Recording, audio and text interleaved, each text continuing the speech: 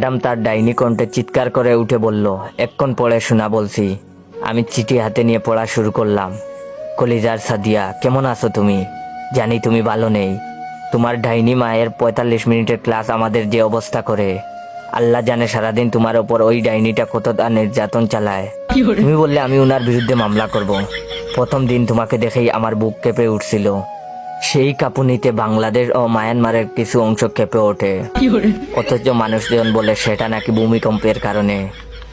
কাউকে বিশ্বাস করাতে পারিনি, ওটা আমারই বুকের ভূমিকম্প। তুমি জানো, সারাদিন শুধু আমি তোমার কথা ভাবি। এত ভাবনা যদি আমি গণিতের প্রতি দিতাম, তাহলে আইনস্টাইনের মতো আমার পকেটে 2-4টা নোবেল থাকতো। কিন্তু দেখো, আমি নোবেলের কথা চিন্তা না করে শুধু তোমার কথা চিন্তা করি। কিন্তু তোমার ডাইনি মায়ের জন্য চিন্তাটাও ঠিক মতো করতে পারি না। হঠাৎ করে তোমার মা আমার চিন্তার মধ্যে এসে আমাকে লাঠি পেটা করে আর বলে, ওই তুই আমার মেয়েকে নিয়ে চিন্তা করিস কেন? সেই দিন স্বপ্নে দেখি তোমাকে নিয়ে ছাদে যাচ্ছি হানিমুন করতে। রকেটে আমি আর তুমি লুকোচুরি খেলছি। এর মধ্যে কোথা থেকে যেন তোমার মা এসে রকেটের ইঞ্জিন বন্ধ করে দিয়ে বলে, এবার খেলা হবে। বিশ্বাস করো সাদিয়া, তোমার কথা মনে হইলেই এই হৃদয়ের মধ্যে এনার্জি বাল্ব জ্বলে উঠে।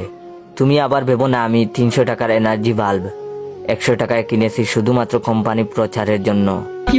আমি ফিলিপস বাল্বের কথা বলেছি, যা দিবে তোমাকে শতভাগ আলো ও দীর্ঘদিনের গ্যারান্টি। সাদিয়া, বিশ্বাস করে এই মানে। হঠাৎ দপাস করে কিছু পড়ে যাওয়ার শব্দ পেলাম। সামনে তাকিয়ে দেখি ম্যাডাম অজ্ঞান হয়ে মাটিতে পড়ে গেছে।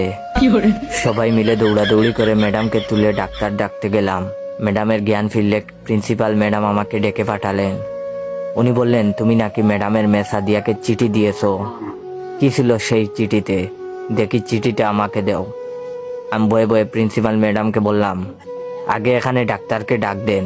ভিডিওটা কেমন লাগলো অবশ্যই কমেন্ট করে জানাবেন। আর হ্যাঁ, ভিডিওটা ভালো লাগলে আপনার 15 জন বন্ধুকে শেয়ার করবেন আর কমেন্ট করে বলবেন ভিডিওটা শেয়ার করেছেন কিনা।